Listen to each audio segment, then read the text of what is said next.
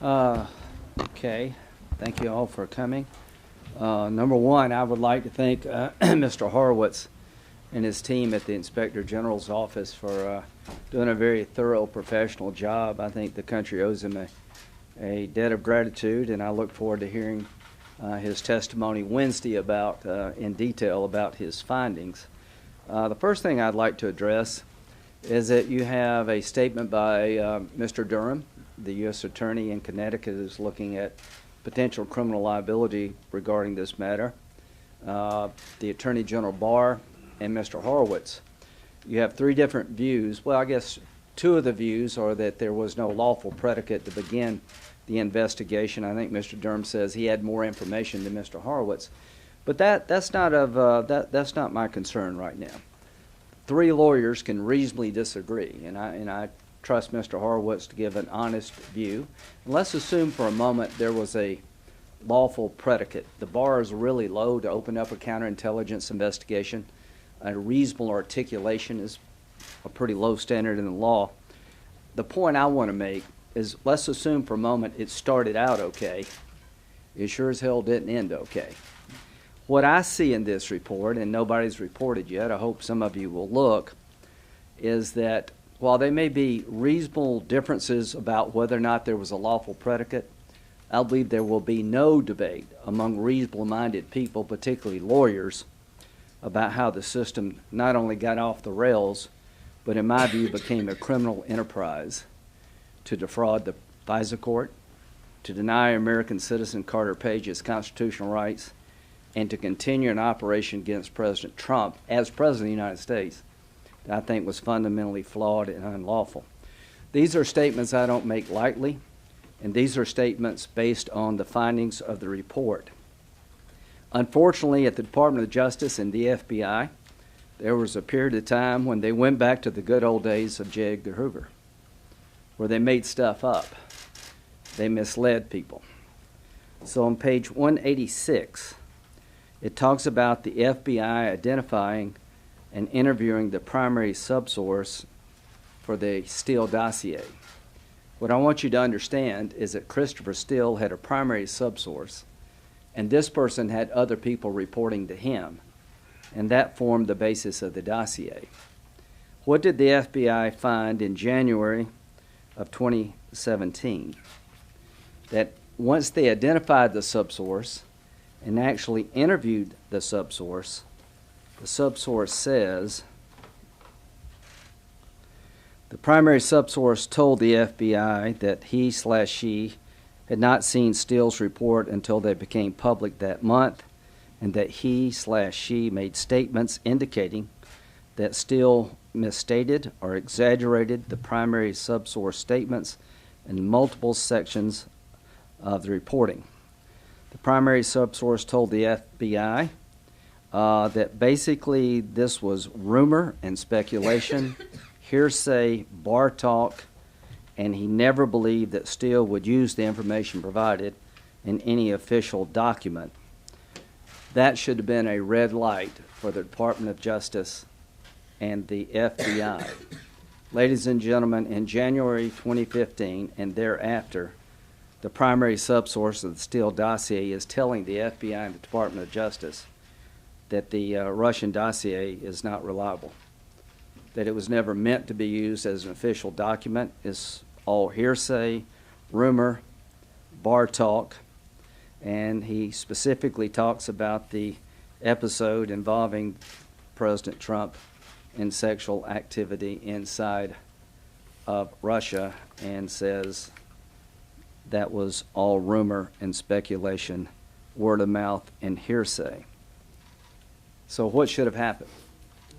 Once the FBI and the Department of Justice was told by the primary subsource that the information in the dossier is not reliable, they had a duty, in my view, to report to the FISA court exculpatory information. Not only did they not tell the court that the subsource trashed out their document, this is what they told the court on page 190.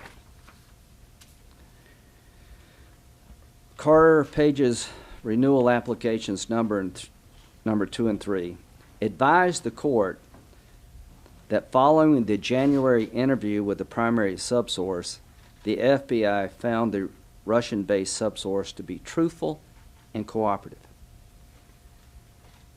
That's a lie. The subsource said exactly the opposite.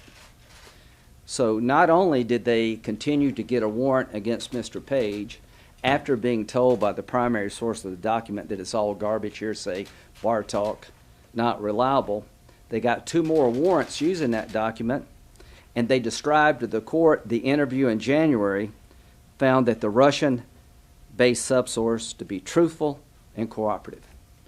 I don't know who told the court that. I don't know who was in the meeting in January, February, but I want to find out who these people are, and they need to be held accountable.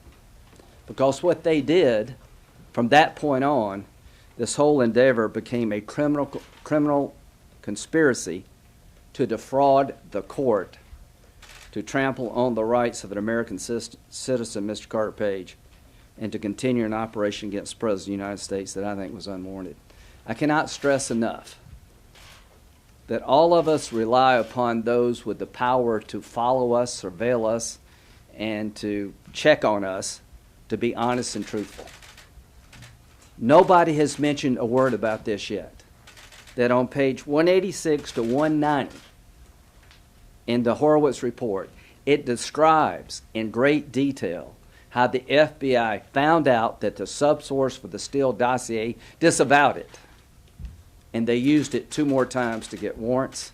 They never told the court, and they actually lied to the court about the interview. If that doesn't bother you, you hate Trump way too much. That should bother every American. And it gets worse.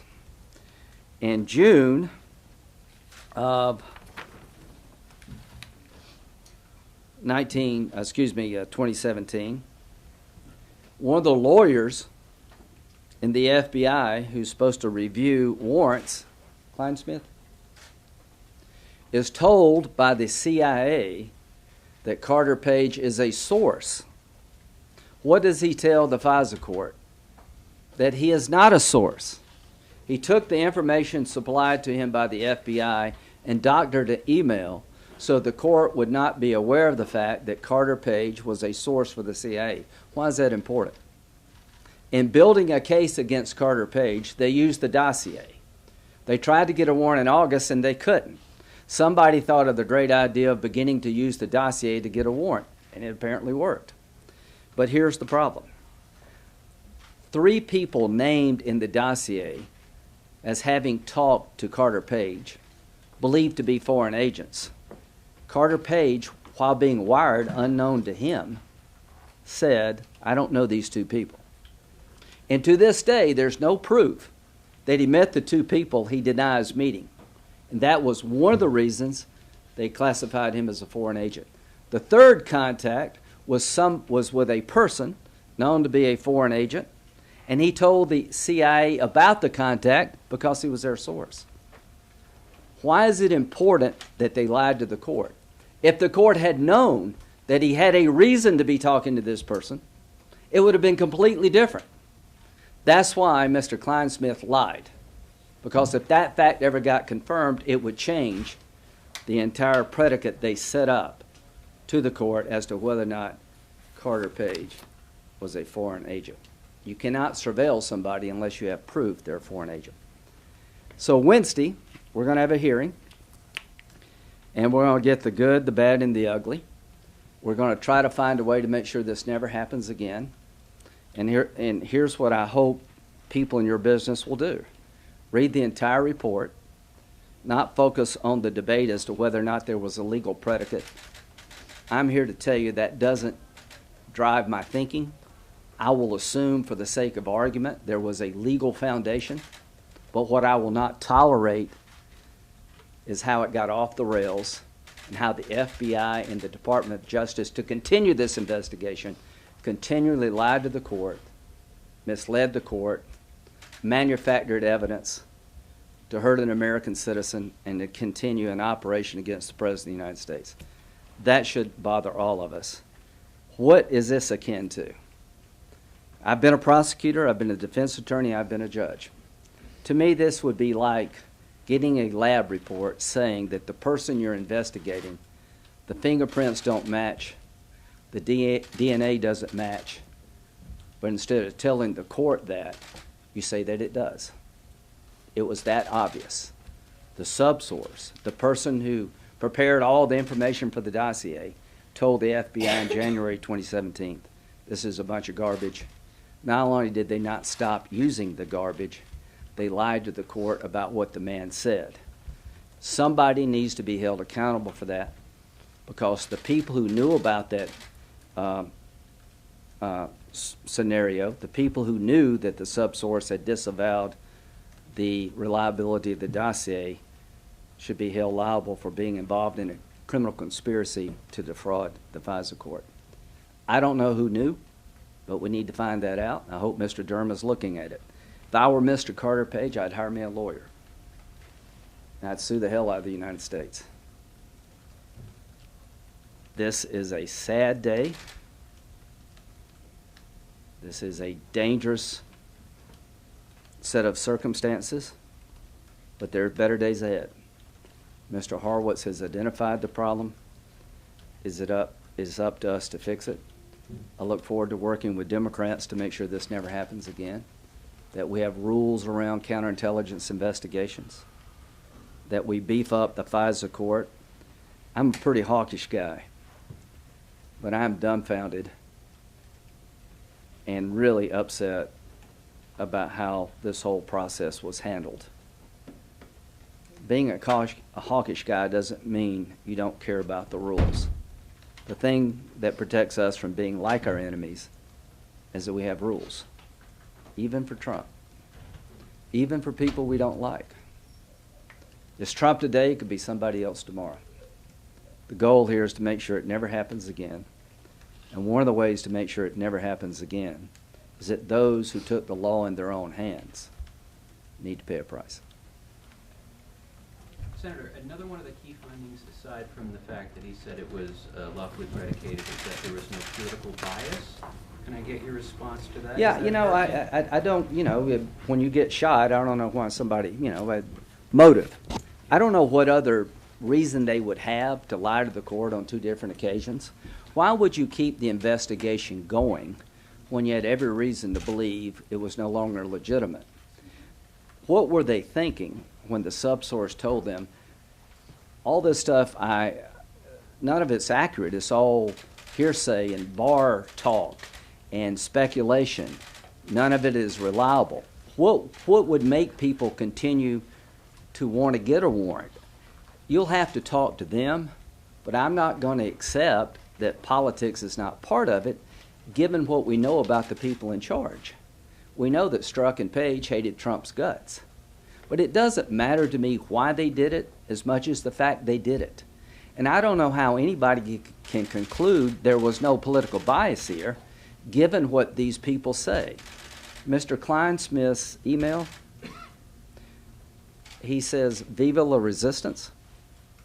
So the man at the department, at the FBI, who lied to the court about Carter Page's association with the CIA, is known to say "Viva la resistance." You can have your political opinions all day long, you just can't act on them. And here's what I would say. There was 1 million stop signs. There were numerous stop signs that were run.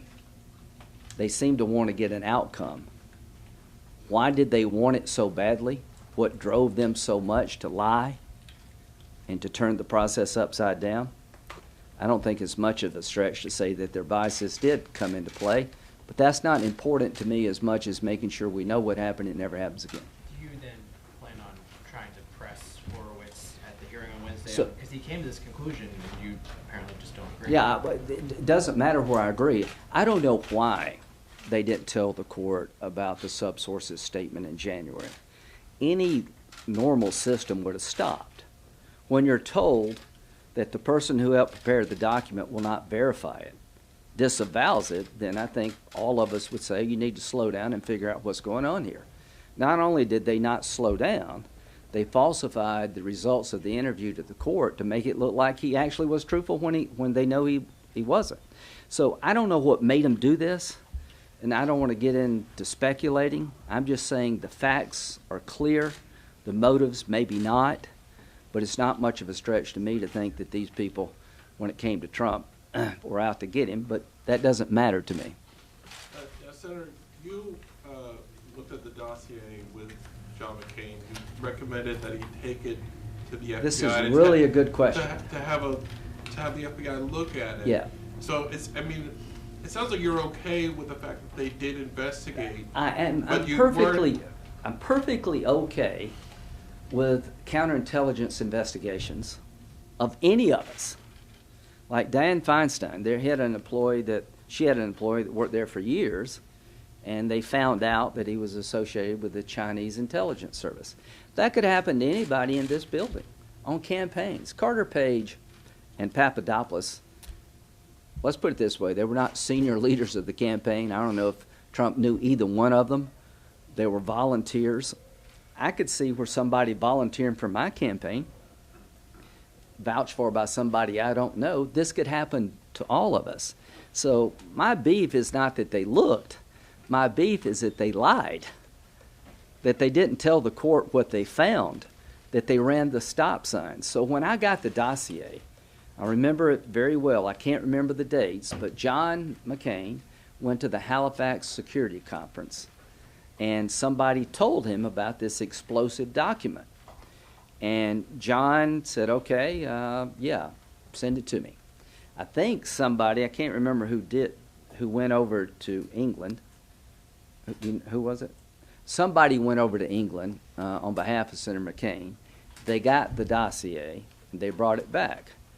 John showed it to me. And let me tell you, when I read it, I said, I can't say what I said. It was scary. I thought they had compromised President Trump. I mean, if you read this document, it is chilling. And I told John, we live in a weird world. I don't know if this is misinformation by Russia. I don't know if Trump did all this stuff, but I know that you and I can't determine it. And John took it over to Comey at the FBI. He locked it in his safe that night. And I can tell you, having looked at it, it was unnerving. Here's what I would say. If by then... no. If by December 2017, you had numerous reports that Steele was out to get Trump, that things weren't on the up and up, that you use it without verifying it. I don't fault anybody for looking into allegations like this. I do fault them for lying and misrepresenting to the court. And just put yourself in Carter Page's position. Whatever you think about Carter Page, I don't think he's James Bond. You know, they put this guy through hell. And there are other people that's probably spent thousands of dollars on legal fees, I think, at a time when the investigation should have stopped. Thank you all very much. See you Wednesday.